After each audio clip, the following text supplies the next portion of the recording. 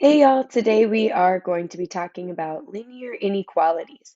So the first thing to know is that linear inequalities are very similar to linear equations. So graphing lines is the same or very similar as graphing what we call linear inequalities. And so we have some vocabulary terms in this first video to help us figure out what linear inequalities are.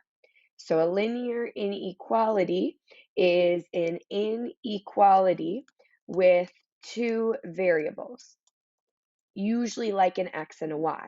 So instead of y equals mx plus b, today we're going to see either y is less than mx plus b, y is greater than m times x plus b, or y is less than or equal to y is greater than or equal to mx plus b. So we're still going to use this original slope-intercept form to help us graph lines. It's just we have a changed sign.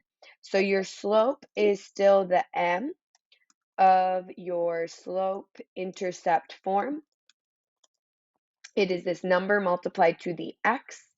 A positive slope means your line is going uphill, if that makes sense. So as you read it from left to right, you will see the line go up. A negative slope, as you read it from left to right, you will see your line go down. And I would draw these in on your own notes. Zero slope is not going to go up at all as you read from left to right. So it is a straight horizontal line. And an undefined slope is the opposite. It is a straight up and down vertical line. So these are all of the types of slopes that we have learned as we graph lines, and we're going to continue to use this today as we graph what's called linear inequalities. Remember, your y-intercept is really helpful when graphing. This is the b, or number added at the end of your slope-intercept form. And this is your starting spot for graphing. So this is where you plot your first point on the y-axis. So on that up and down y-axis, this is where your first point is going to go. And then remember our slope, this is like the directions, how to get from one place to the next. So we have all of our different types of slopes. We have our y-intercept, and then our last one is these inequality signs. Today, this is still less than. This is going to be represented by a dotted line. So normally we would have an open circle if we just have a variable in one variable. But since we have two variables, instead of an open circle, we're going to see it as a dotted line. That means greater than. This will also be a dotted line, and we're going to have some shading today. Less than or equal to or greater than or equal to. So less than or equal to.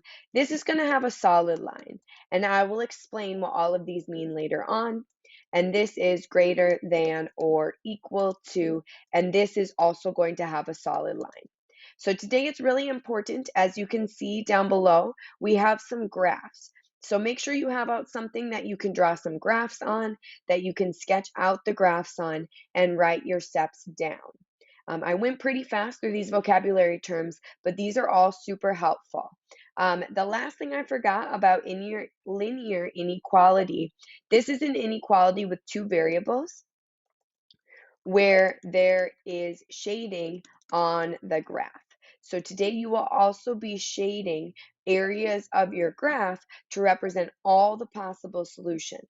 So if you don't already, before you start the next video, make sure that you have some paper that you can graph on, and also make sure that you have a pen or a pencil, and I would even recommend, if you have one, something to shade with. So like a colored pencil would be ideal.